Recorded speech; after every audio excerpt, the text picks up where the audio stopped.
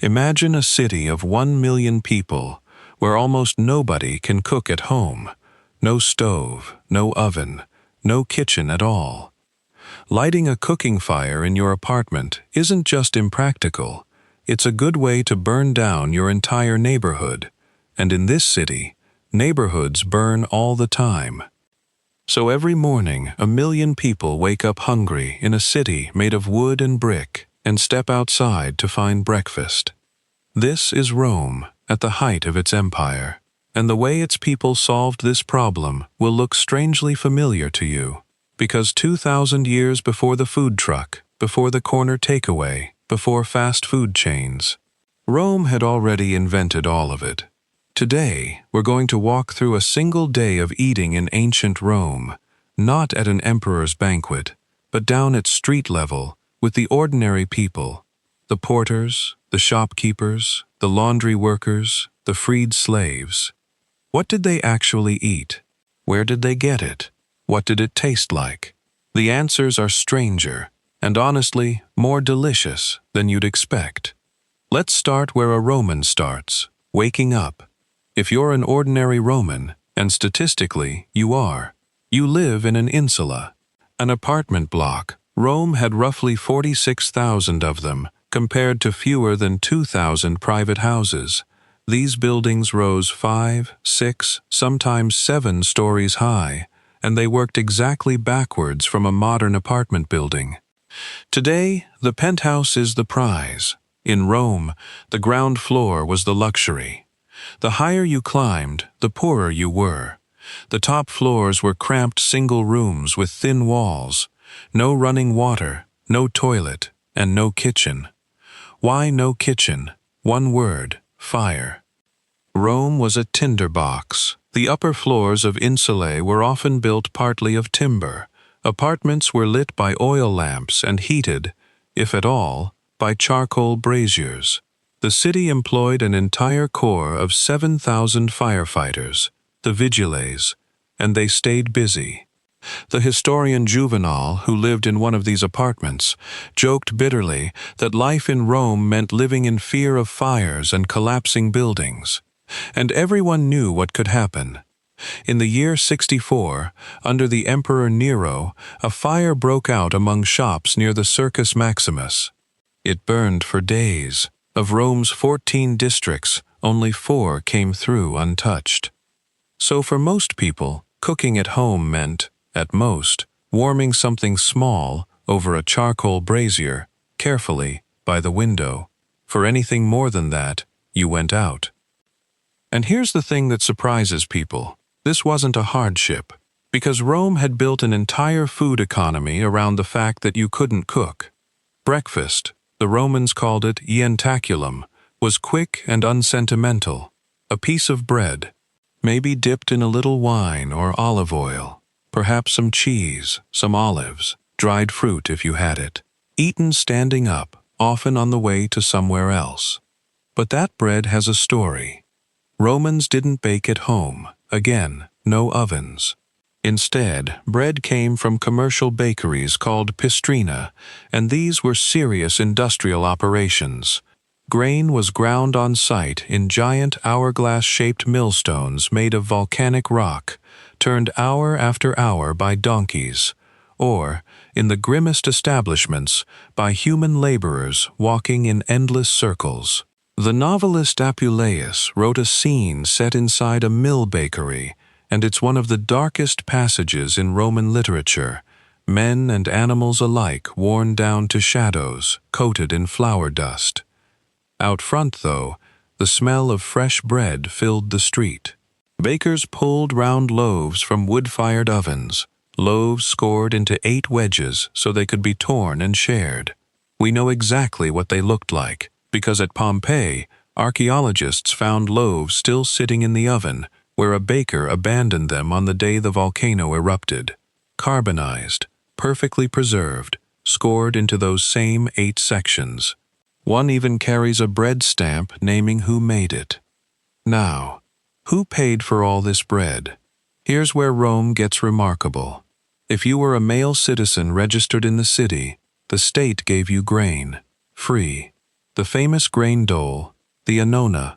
Around 200,000 households received monthly rations of wheat shipped in from Egypt and North Africa, hauled up the Tiber from the ports, and distributed at public expense. Later emperors upgraded the benefit to baked bread and added olive oil and pork fat and wine at reduced prices. This is the bread in bread and circuses. A Roman emperor could survive military defeats and palace scandals. What he could not survive was the grain fleet failing to arrive. Feeding the city wasn't charity, it was regime survival. Mid-morning. You've been working since dawn, time for the Roman institution that will look most familiar to modern eyes. The thermopolium, literally, the place where hot things are sold. Picture a shop open to the street, with a wide L-shaped masonry counter facing the sidewalk. Set into that counter, large ceramic jars, called dolia, sunk down into the stonework, holding the day's offerings. Behind the counter, shelves of wine jugs, a small hearth, a server calling out to passers-by. You walk up, you don't sit. Most of these places had no seating at all. You order, you eat standing at the counter, or you take it away, wrapped, back to work. Sound familiar? It should. This is fast food, fully formed, 2,000 years ago. And these places were everywhere. In Pompeii, a mid-sized town of maybe 12,000 people, archaeologists have identified roughly 80 thermopolia and food counters. Rome itself would have had thousands. For millions of Romans, this was not an occasional treat. This was simply how you ate lunch every single day. What was in those counter jars? In 2020, archaeologists at Pompeii excavated a thermopolium so well preserved that its counter still carried bright painted signage. A sea nymph riding a seahorse, gladiators, a rooster, ducks hanging ready for the pot. And inside the dolia, they found actual food residue, traces of duck, goat, pig, fish, snails. In one vessel, evidence of a combined dish, mammal and fish together, something like a Roman paella. So your lunch options at the counter, a ladle of hot stew, lentils, chickpeas, maybe some pork, baked cheese drizzled with honey, salted fish, olives, coarse bread to scoop it all up with, and to drink, wine, always cut with water, sometimes warmed and spiced in winter, or posca, a sharp, cheap drink of vinegar wine mixed with water. Posca was the workingman's refreshment and the soldier's ration. When a Roman soldier offered the crucified Jesus a sponge of sour wine, that was posca, not an insult, but literally the drink the soldiers themselves carried. One more thing about the thermopolium, the social reputation. The Roman elite looked down on these places, hard. Eating at a counter, in public, standing up, was seen as vulgar. Emperors periodically tried to regulate what hot food the popinae, the rowdier taverns, could sell, partly to keep crowds from lingering and talking politics. It didn't work. The counters stayed busy, the elite kept sneering, and the city kept eating. If that dynamic sounds familiar too, it should. Before we go further, let's clear the table of everything you're probably imagining, because the most surprising thing about Roman food might be what's missing. No tomatoes. None. The tomato is from the Americas. It won't reach Italy for another 14 centuries. No pasta as we know it. No pizza. The Romans had flatbreads, and they had dough. But the dishes Italy is famous for today simply did not exist. No potatoes. American. No corn. American. No chocolate, no vanilla, no chili peppers, no coffee, no sugar as a common sweetener. Sweetness meant one thing, honey, and date syrup and concentrated grape must for the budget version. And instead of salt on the table, Rome ran on something stranger, garum, fermented fish sauce. Small fish and fish guts, layered with salt, left to cure in the Mediterranean sun for weeks, then strained into an amber liquid that Romans splashed on nearly everything: meat, vegetables, eggs, even some sweet dishes. Factories across Spain and North Africa produced it in industrial quantities, and the best brands cost serious money. A jar found at Pompeii carries what amounts to a luxury label: flour of garum, mackerel-based. If you're thinking that sounds disgusting, consider that it's essentially the same product as the fish sauce in Thai and Vietnamese cooking today, and chemically, it's a umami bomb. A dash of anchovy, a splash of Worcestershire sauce. You've tasted Rome's favorite flavor without knowing it. So wipe the pizza from your mental image. Roman food was porridge and bread, olives and cheese, lentils and greens, salted fish and fish sauce, honey and wine. A Mediterranean diet, the original one. Now for the food that Romans themselves considered the most Roman thing you could eat. And it's not what conquered world luxury you might expect. It's porridge, pulse. A thick, savory porridge of emmer wheat or barley, simmered in water, enriched, if you could afford it, with olive oil, cheese, vegetables, a spoonful of garum, maybe scraps of meat. Before Rome was a bread city, it was a porridge city. The old-fashioned Romans of the early Republic ate pulse as their staple, and later Romans knew it. The playwright Plautus has a character mock Romans as porridge-eating barbarians, pultifogonides. It was the food of ancestors, of soldiers, of the poor, of anyone who needed maximum calories from minimum money. And for the poorest Romans, the ones on the top floors of those insulae, pulse, bread, and vegetable stew were most meals. Meat was an occasional visitor, a festival, a windfall, a scrap from a public sacrifice, when the gods got the smoke and the citizens got the pork. Here's the detail I find most humbling: an ordinary Roman laborer's daily diet: bread, porridge, olives, a little cheese, watered wine, cost only a few small coins, and the state subsidized the core of it. Rome, for all its brutality, understood something every empire has to learn.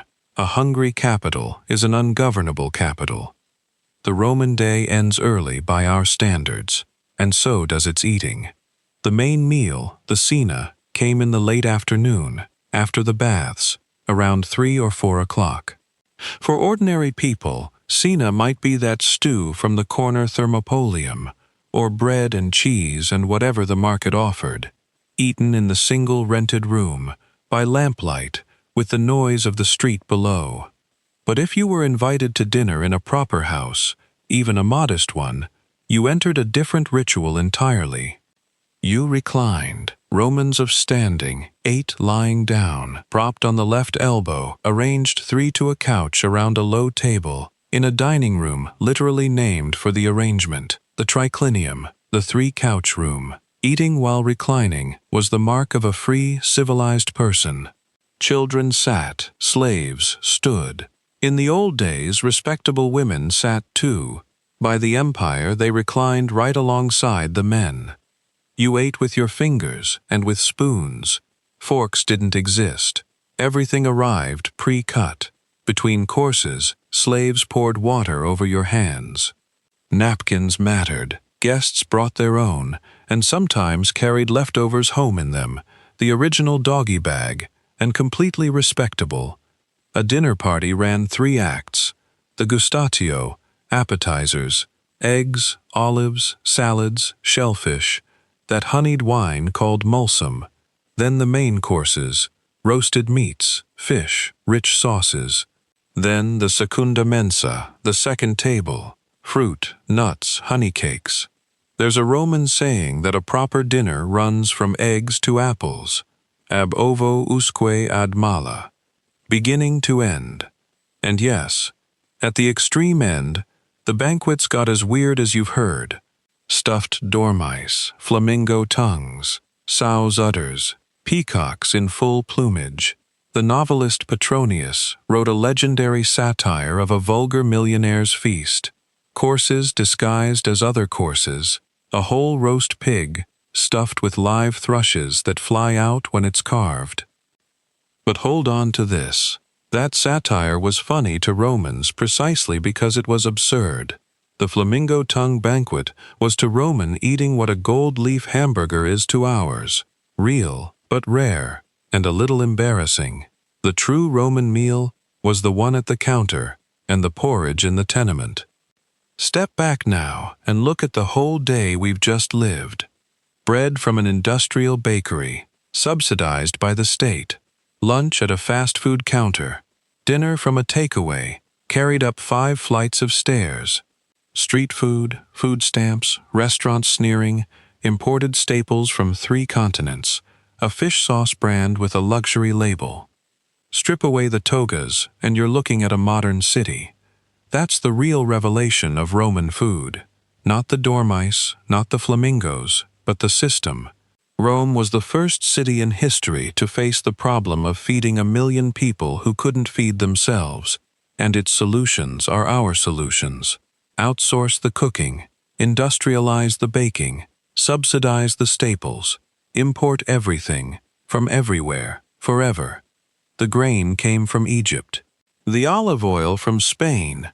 Rome discarded so many Spanish oil jars that their shards form an entire artificial hill in the city today, Monte Testaccio, a mountain built of packaging. The garum came from factories on the Atlantic coast. The wine from everywhere grapes grew.